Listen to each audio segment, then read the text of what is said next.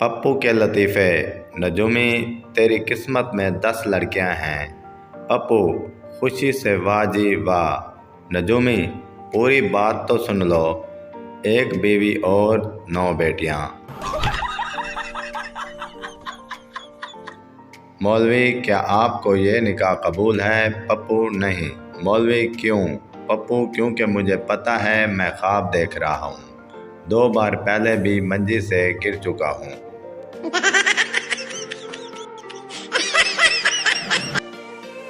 گلو نے گھر کا دروازہ اٹھایا اور کندھے پر رکھ کر بازار میں گیا۔ ایک آدمی نے پوچھا، گلو کیا دروازہ بیچنا ہے؟ گلو نہیں، تالا کھلوانا ہے، چابی گم ہو گئی ہے۔ آدمی اگر گھر میں چور گھس گیا تو؟ گلو اندر کیسے جائے گا؟ دروازہ تو میرے پاس ہے۔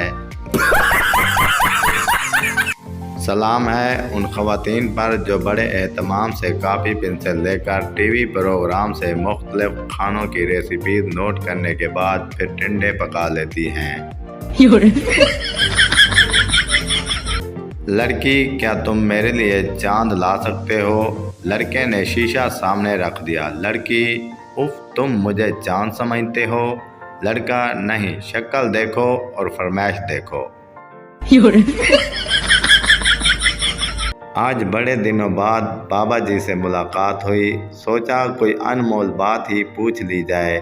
میں نے پوچھا، بابا جی موقع کسے کہتے ہیں؟ بابا جی پہلے تو مسکراتے ہوئے پھر پیلے پیلے دانت نکال کر ہنستے ہوئے بولے، جب بچھڑ بیوی کی گال پر بیٹھا ہو۔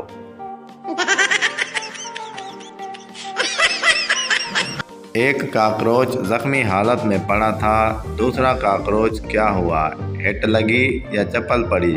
پہلا کاکروچ نہیں یار، یہ لڑکیاں ہمیں دیکھ کر اتنا چلاتی ہیں کہ ہارٹ اٹیک آ گیا۔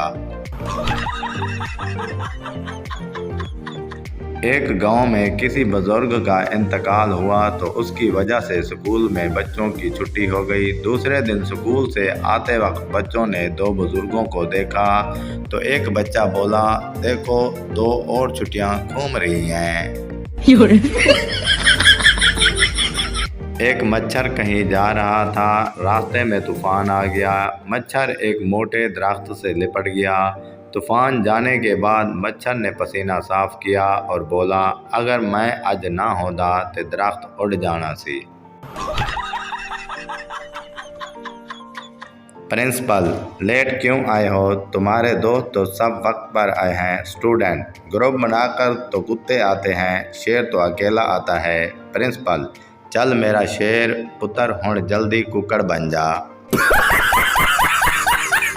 شوہر ڈاکٹر سے ہو کر واپس آیا تو بڑا پریشان۔ بیوی کیا کہا ڈاکٹر نے؟ شوہر ڈاکٹر نے کہا ہے کہ تم 12 گھنٹے زندہ رہو گے پھر مر جاؤ گے۔